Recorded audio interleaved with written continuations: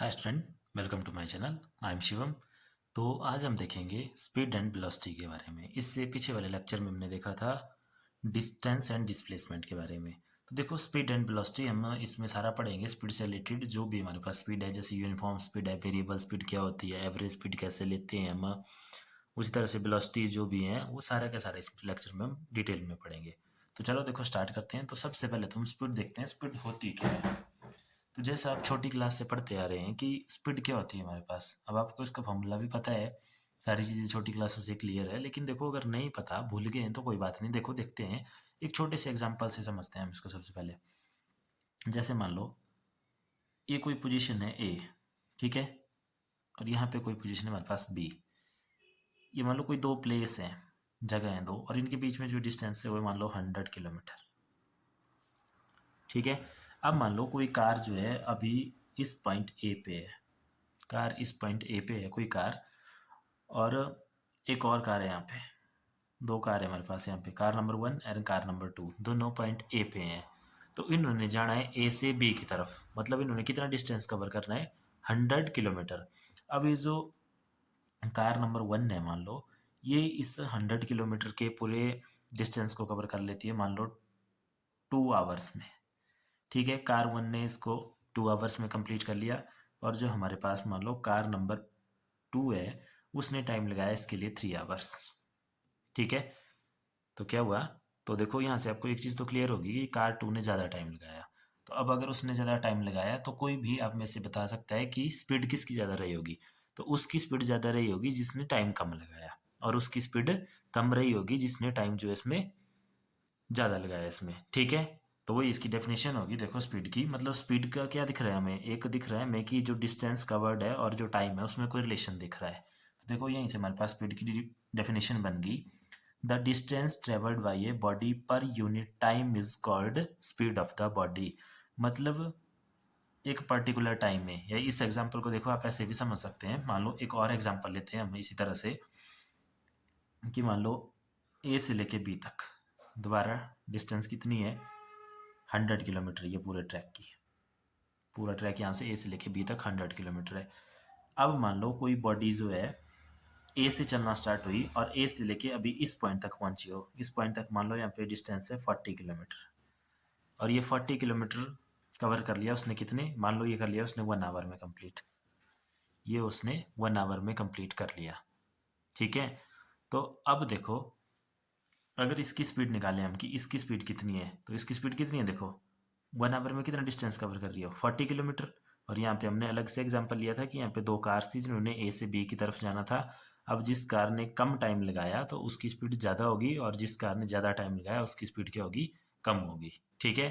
तो डेफिनेशन देखो क्या बोलती है, the distance travelled by a body per unit time is called speed of the body.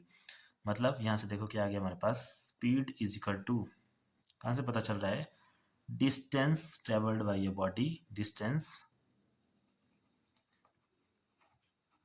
Travelled by body per unit time.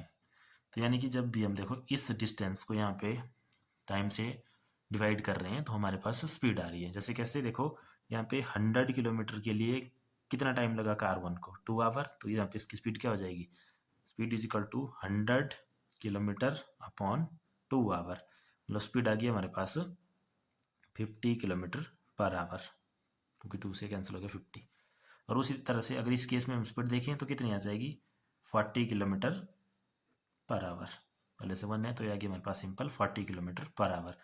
यानी कि देखो क्या कंक्लूजन निकाल सकते हैं हम यहाँ से, इस वाले एग्जांपल से हमने कंक्लूजन निकाला कि जो कार 1 की स्पीड है वो है 50 किलोमीटर पर आवर। मतलब 1 आवर में कितना चल रही है वो, 50 किलोमीटर।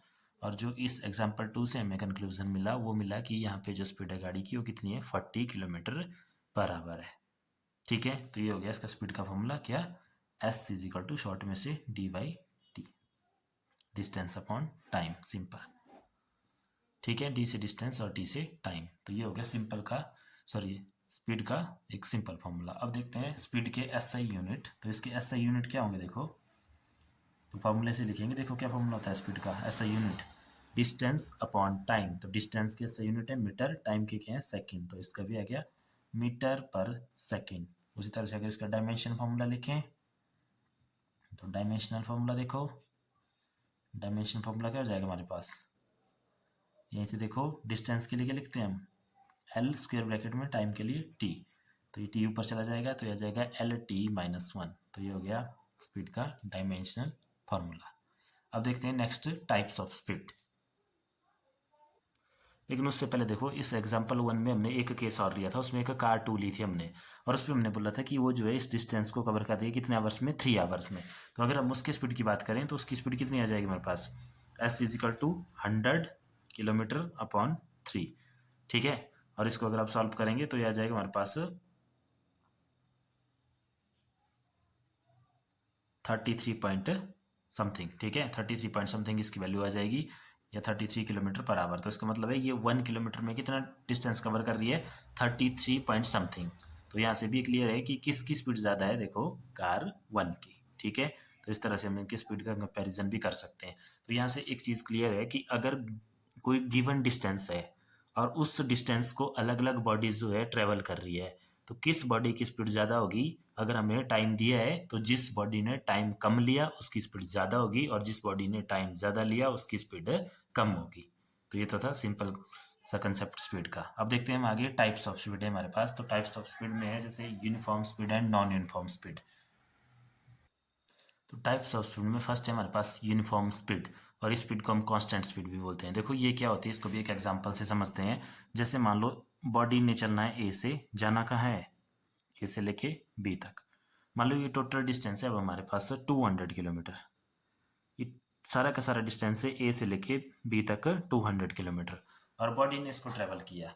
अब देखो मान लो अगर हम इस टोटल डिस्टेंस को ऐसे 10 पार्ट्स में डिवाइड करते हैं, ठीक है, तो हर एक पार्ट्स कितने का आएगा, जैसे 20, फिर 20, 20, 20, 20, 1 2 3 4 5 6 7, और ये मान लो 8 यहाँ पे हो गया, और 9, और एक पार्ट आ गया था कि मान लो बी यहाँ तक, तो ये हो गया यहाँ पे 20, ठीक है।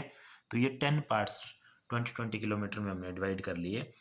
फिर हम क्या देख रहे हैं कि इसको जो है फर्स्ट 0 से लेके फर्स्ट के 20 किलोमीटर तक के लिए भी इसको टाइम मान लो 10 मिनट लग रहे हैं, फिर नेक्स्ट 20 किलोमीटर के लिए भी इसको 10 मिनट लग रहे हैं, और फिर नेक्स्ट के लिए भी इसको 10 ही मिनट लग रहे हैं, नेक्स्ट 20 के लिए भी 10 मिनट लग रहे हैं, नेक्स्ट 20 के लिए भी इसको 10 ही मिनट लग रहे हैं, और नेक्स्ट 20 के लिए भी इसको 10 ही मिनट लग रहे हैं, नेक्स्ट 20 के लिए भी 10 मिनट, और नेक्स्ट के लिए भी 10 मिनट। तो जितने भी ये देखो हमने इक्वल पार्ट्स किए हैं इस डिस्टेंस के, अगर सभी डिस्टेंस के लिए इसको इक्वल टाइम लग रहा है, 10 10 मिनट लग रहे हैं, तो इस तरह के मोशन को बोलेंगे हम क्या, यूनिफॉर्म स्पीड, की गाड़ी जो है आपकी यूनिफॉर्म स्पीड से जा रही है। यूनिफॉर्म मतलब एक बराबर, हर एक पॉइंट पे एक बराबर है। इसका ये मतलब नहीं है कि 200 को 20 20 में डिवाइड किया, छोटे से छोटा, कितने भी छोटे से छोटे, मान लो इसको हमने 1 1 किलोमीटर में देखा, तो हर एक किलोमीटर में जो थी स्पीड एक बराबर थी उसकी।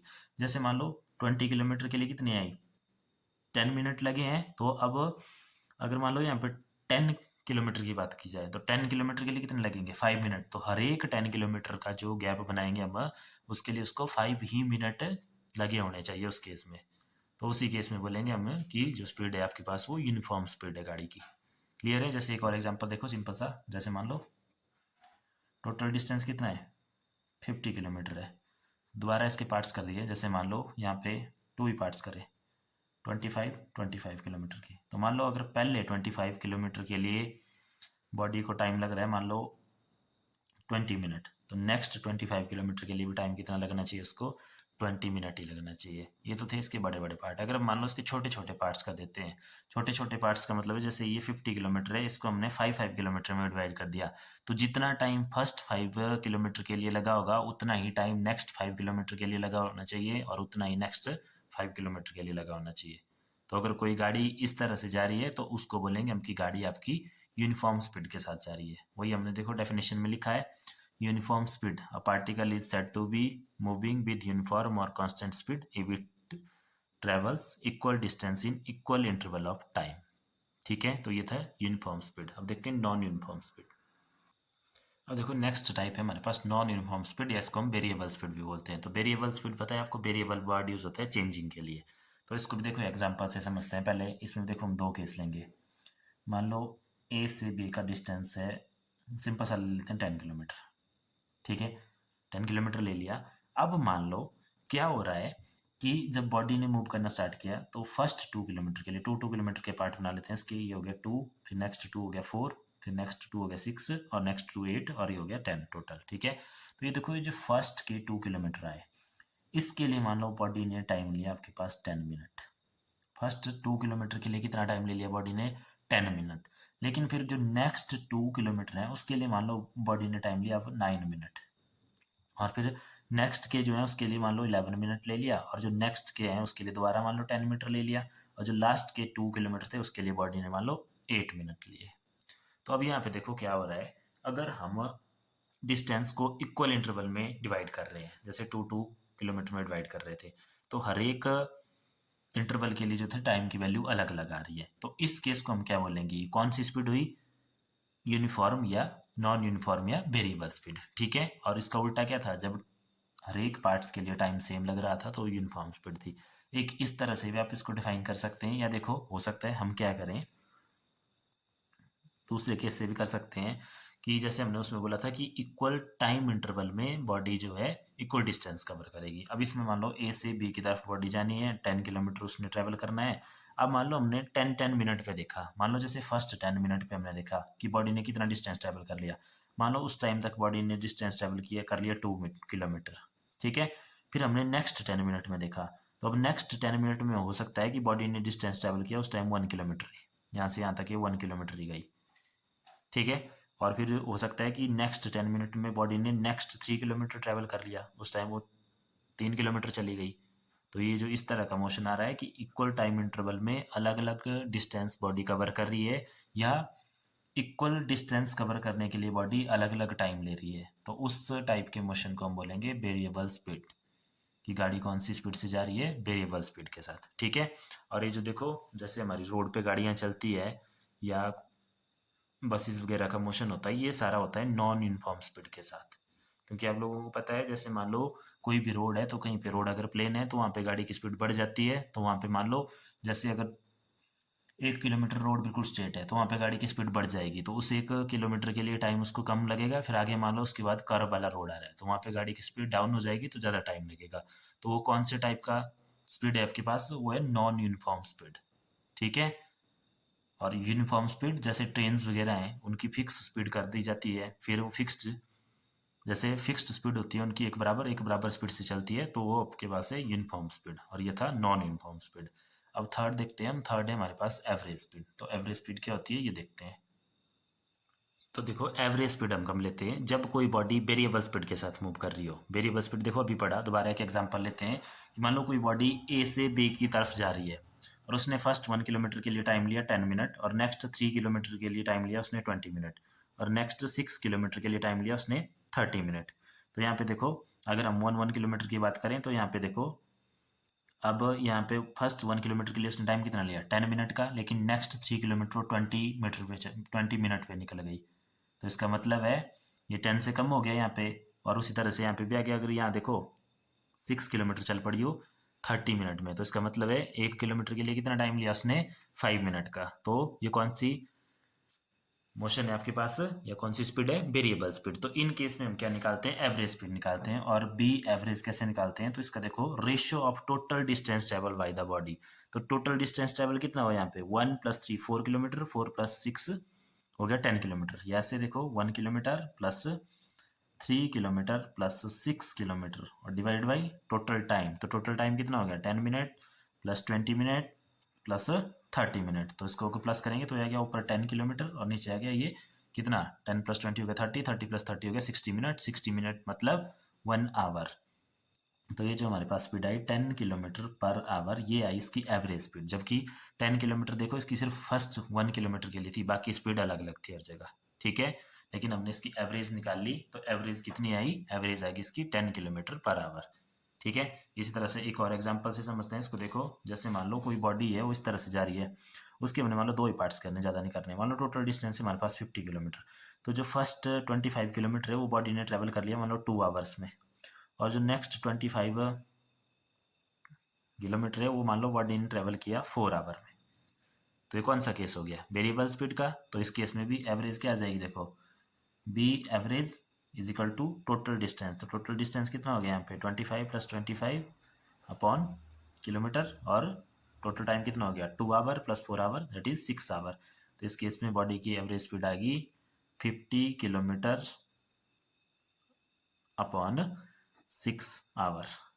ठीक है, तो ये आ गई इसकी एवरेज स्पीड। तो इस तरह से जहाँ पे बॉडीज वेरिएबल स्पीड के साथ चली हो वहाँ पे हम एवरेज स्पीड निकालते हैं। अच्छा, और यूनिफॉर्म के केस में क्या होगा वेरिएबल स्पीड? यूनिफॉर्म के केस में देखो हर एक पॉइंट पे वही स्पीड है, तो इसका मतलब है वहाँ पे एवरेज भी वही आएगी। क्लियर है? तो ये था आपके पास स्पीड के से रिलेटेड। और एक चीज़ का और ध्यान रखना है, ये जो स्पीड है ये स्केलर क्वांटिटी है हमारे पास, इसमें हम डायरेक्शन की बात नहीं करते हैं। ठीक है, स्पीड क्या है? हमेशा स्केलर क्वांटिटी है, और स्पीड ऑफ बॉडी ये ऑलवेज पॉजिटिव रहेगी। ठीक है, it can not be negative. ये दो चीज़ें आपने ध्यान रखनी है कि एक क्या है स्केलर क्वांटिटी है, और एक क्या रहेगी हमेशा इसकी वैल्यू पॉजिटिव रहेगी, स्पीड की वैल्यू। ठीक है, अब देखते हैं वेलोसिटी के बारे में। देखो वेलोसिटी क्या है, तो स्पीड को देखते हैं। सबसे पहले तो स्पीड अभी पढ़ी ना हमने, तो स्पीड की डेफिनेशन क्या लिखी थी हम लोगों ने? तो देखो स्पीड की डेफिनेशन हम लोगों ने लिखी थी the distance travelled by a body per unit time. अब इससे पहले वाले लेक्चर में हम लोगों ने दो चीज़ें पढ़ी थी, एक डिस्टेंस एंड एक डिस्प्लेसमेंट। तो जहाँ पर बात होगी डिस्टेंस की वहाँ पर लेंगे हम स्पीड, और जहाँ पर बात होगी डिस्प्लेसमेंट की वहाँ बोलेंगे हम उसी स्पीड को वेलोसिटी। ठीक है, और कुछ नहीं है, दोनों सेम चीज़ें हैं। जहाँ पे डिस्प्लेसमेंट की बात हो रही होगी, डिस्प्लेसमेंट के साथ अब देखो क्या ऐड होती है, उसमें हमने पढ़ा था कि उसमें डायरेक्शन ऐड होती है। ठीक है, तो जहाँ पे डायरेक्शन की बात आएगी तो दैट मीन्स बात करेंगे हम वेलोसिटी की, और अगर सिंपल है मैग्नीट्यूड ही फाइंड आउट करना है तो दैट इज स्पीड। तो वेलोसिटी की डेफिनेशन भी क्या होगी? जैसे स्पीड की थी the distance of a body per unit time is called speed, तो the displacement of a body per unit time is called velocity of the body. और वेलोसिटी का फॉर्मूला, तो वेलोसिटी को भी हम बी से डोनेट करते हैं, जैसे स्पीड को बी से डोनेट करते हैं। तो फॉर्मूला स्पीड का क्या था? डिस्टेंस अपॉन टाइम, तो इसका आ जाएगा displacement upon time. Displacement upon time, तो इसका मतलब क्या है? इसका मतलब यही है कि गिवन टाइम इंटरवल में बॉडी में कितना डिस्प्लेसमेंट हुआ है। अब डिस्प्लेसमेंट आपको पता है कि उसमें डायरेक्शन स्पेसिफाइड होती है। डायरेक्शन स्पेसिफाइड का मतलब है जैसे मान लो ए से बी की तरफ बॉडी को जाने को बोला गया है, या हमने डिस्प्लेसमेंट फाइंड आउट करनी है ए से बी वाली साइड ही सिर्फ। तो अगर बॉडी इसी साइड जा रही है तो तब तो बोलेंगे हम कि उसमें कुछ डिस्प्लेसमेंट हो गई। तो फिर डिस्प्लेसमेंट कितने टाइम में हुई वो रेशियो निकाल लेंगे, वो क्या हो जाएगी हमारे पास वेलोसिटी आ जाएगी। लेकिन मान लो अगर बॉडी उससे अपोजिट जा रही है, पीछे वाली साइड जा रही है इस तरफ को, तो वो क्या आती है फिर हमारे पास नेगेटिव डिस्प्लेसमेंट, तो उस केस में वेलोसिटी भी क्या आएगी? नेगेटिव आएगी।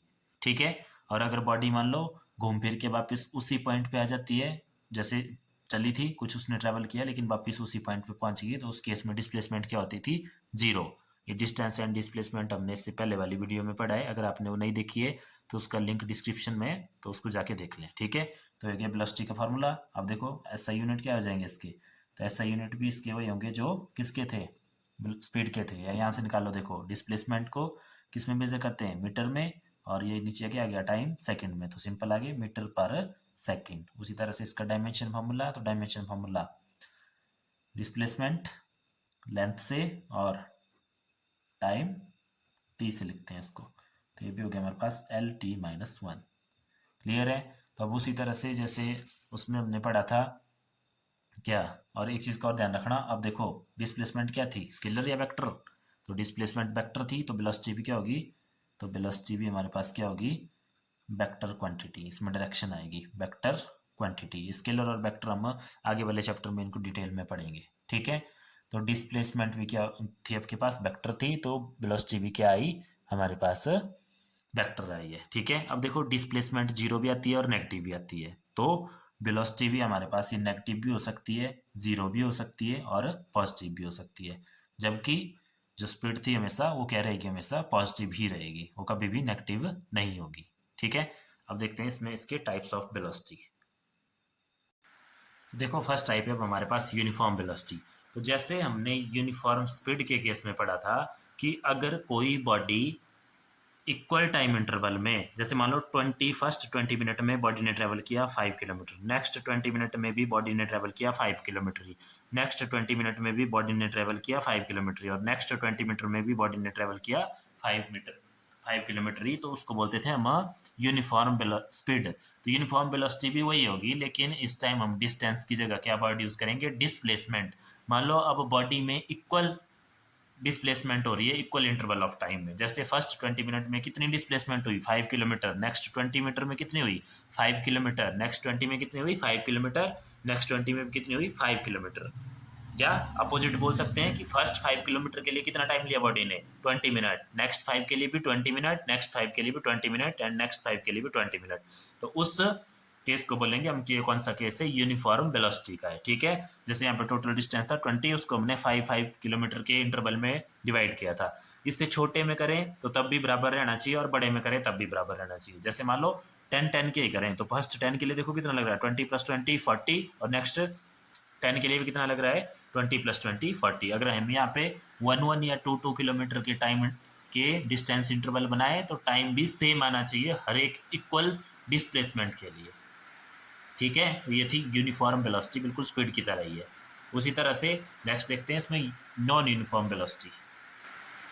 तो नॉन यूनिफॉर्म वेलोसिटी भी हमारे पास उसी तरह से जैसे हमने बताया था नॉन यूनिफॉर्म स्पीड में, और दूसरा नाम होता है इसका वेरिएबल वेलोसिटी। ठीक है, जो वेरी करती है टाइम के साथ में। तो जैसे स्पीड में हमने बताया था कि मान लो फर्स्ट 1 आवर में जो बॉडी डिस्प्लेस कर रही है, या उसमें डिस्टेंस आ रहा था कि ट्रैवल कर रही है मान लो 2 किलोमीटर, लेकिन नेक्स्ट 1 आवर में ही बॉडी की स्पीड बढ़ गई, और कितनी होगी वो देखो 3 किलोमीटर चली गई अब। ठीक है, तो वैसा ही यहाँ पे होगा नॉन यूनिफॉर्म वेलोसिटी में, जो डिस्प्लेसमेंट रहेगी बॉडी की इक्वल इंटरवल ऑफ टाइम पे अगर हम बात करें, जैसे 1 आवर पे हमने यहाँ पे देखा, तो यहाँ पे देखो अनइक्वल आई हो, जैसे यहाँ पे 2 किलोमीटर, यहाँ पे 3 किलोमीटर, और यहाँ पे 2 किलोमीटर। और इसका अपोजिट भी हो सकता है, अगर हम इस डिस्टेंस को इक्वल करते हैं तो फिर हम देखेंगे ये टाइम अलग अलग आएगा। तो इस तरह के केस जो होता है उसको बोलते हैं नॉन यूनिफॉर्म वेलोसिटी। और डेफिनेशन क्या होगी इसकी, body is said to move with variable velocity if it travelled unequal displacement in equal time interval. और इसका अपोजिट भी लिख सकते हैं, उसमें क्या आएगा, if it travelled equal displacement in unequal time interval. तो ये होगी हमारे पास नॉन यूनिफॉर्म वेलोसिटी। अब थर्ड टाइप देखेंगे हम, एवरेज वेलोसिटी। तो देखो थर्ड है हमारे पास एवरेज वेलोसिटी। तो एवरेज वेलोसिटी भी बिल्कुल एवरेज स्पीड की तरह ही है। देखो एवरेज स्पीड की बात हमने कहाँ की थी, तो एवरेज स्पीड की बात हमने की थी जहाँ पे हमारे पास जो स्पीड थी वो वेरिएबल थी। तो अगर वेलोसिटी भी वेरिएबल होगी तो फिर हम क्या करेंगे, एवरेज वेलोसिटी निकालेंगे। और एवरेज वेलोसिटी देखो कैसे निकालेंगे हम, एवरेज वेलोसिटी या वेलोसिटी एवरेज क्या आ जाएगी, total displacement upon total time taken, कि कितना बॉडी ने टोटल डिस्प्लेसमेंट किया उस बात पे। तो टोटल डिस्प्लेसमेंट फॉर्मूला हो जाएगा total displacement upon total time. जैसे मान लो ये जो हमने एग्जांपल लिया था, इस केस में डिस्प्लेसमेंट हम फाइंड आउट करते हैं। तो देखो टोटल डिस्प्लेसमेंट कितनी हुई बॉडी में, 2 किलोमीटर + 3 5, 5 + 2 7। इस केस में जो डिस्प्लेसमेंट टोटल हुआ है 7 किलोमीटर, और टाइम कितना लगा उसके लिए, 3 आवर्स। तो 3 आवर्स, तो ये आ गया हमारे पास 7 किलोमीटर और 3 आवर्स। तो ये आई इसकी क्या, एवरेज वेलोसिटी। किस केस में, जहाँ पे डिस्प्लेसमेंट होगा। ठीक है, तो देखो अगर हम दोनों इन स्पीड और वेलोसिटी का कंक्लूजन निकालें, इन दोनों फिजिकल क्वांटिटी का कंक्लूजन निकालें, तो यहाँ से हमें एक चीज़ क्लियर है कि जो स्पीड है वो भी डिस्टेंस पर यूनिट टाइम है, और जो वेलोसिटी है वो डिस्प्लेसमेंट, मतलब हम स्पीड में डिस्टेंस की बात करेंगे और वेलोसिटी में डिस्प्लेसमेंट की बात करेंगे। और जिस बॉडी ने कम टाइम में ज़्यादा डिस्प्लेसमेंट की, तो उसका मतलब है उस बॉडी की स्पीड ज़्यादा है, और जिस बॉडी ने ज़्यादा टाइम लिया उसी डिस्टेंस को कवर करने के लिए, उस बॉडी की स्पीड जो है हमारे पास कम है। और अगर बात डिस्प्लेसमेंट की हो रही है तो फिर हम वेलोसिटी बार यूज़ करेंगे। जैसे फॉर एग्जांपल मान लो कोई बॉडी 10 मिनट में एक पर्टिकुलर डिस्प्लेसमेंट को ट्रैवल करती है, ठीक है, या उसमें मान लो 1 किलोमीटर का डिस्प्लेसमेंट जो है वो 10 मिनट में आ रहा है, और कोई अनदर बॉडी में 1 किलोमीटर की डिस्प्लेसमेंट 5 मिनट में आ रही है, तो मतलब जो सेकेंड बॉडी है जिसमें 5 मिनट में 1 किलोमीटर की डिस्प्लेसमेंट आ गई, उसकी जो है वेलोसिटी ज़्यादा है।